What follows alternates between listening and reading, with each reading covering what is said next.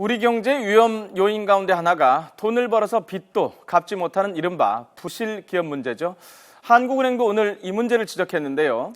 총선도 끝나고 정부가 부실기업 정리 작업에 다시 속도를 내기 시작했습니다. 취재기자 연결합니다. 유투권 기자. 네, 경제부입니다. 자, 우선 부실기업 구조 조정을 위한 범정부 협의체가 5개월 만에 다시 가동이 된다면서요? 네, 그렇습니다. 조만간 3차 회의가 열릴 예정이라고 금융위원회가 확인했습니다.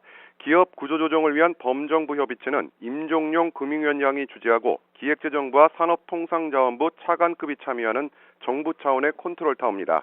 지난해 11월 2차 회의가 열린 이후 지금까지 회의가 소집되지 않았는데요. 앞서 범정부 협의체는 조선과 해운, 건설, 철강, 석유화학 등을 5대 취약업종으로 지목하고 공급 과잉을 해소하기 위한 지침을 내놨습니다. 총선도 끝난 만큼 이런 지침의 이행 상황을 전반적으로 점검하면서 구조조정을 독려하겠다는 구상입니다. 또 일부 언론을 통해서 3차 회의에서 취약업종을 추가로 지정할 가능성이 거론됐는데요. 일단 그럴 가능성은 크지 않은 것으로 확인됐습니다. 네, 최근 유일호 경제부총리가 언급하면서 이 해운업계, 특히 현대상선 문제가 초미의 관심사로 떠올랐는데요. 네네. 부실기업 정리 작업은 어떻게 진행됩니까? 네, 현대증권을 매각하면서 한숨을 돌린 현대상선의 운명은 곧 결정될 것으로 보입니다.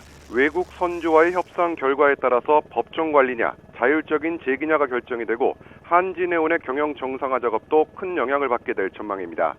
또 지난해 신용평가를 통해서 대기업 54개, 중소기업 175개를 구조조정 대상으로 선정한 채권은행들은 올해도 강도 높은 평가를 예고하고 있습니다. 이달부터 6월까지는 대기업을 상대로 평가가 진행되고요. 7월부터 10월까지는 중소기업에 대한 평가가 진행될 예정입니다. 하지만 부실기업의 정리가 장기적으로 잠재 성장률 제고에는 도움이 되지만 단기적으로는 실업률 상승, 또 가계소득 감소 등의 부작용을 초래하는 만큼 신중한 접근을 주문하는 목소리도 나오고 있습니다. 지금까지 경제부에서 YTN 유튜건입니다.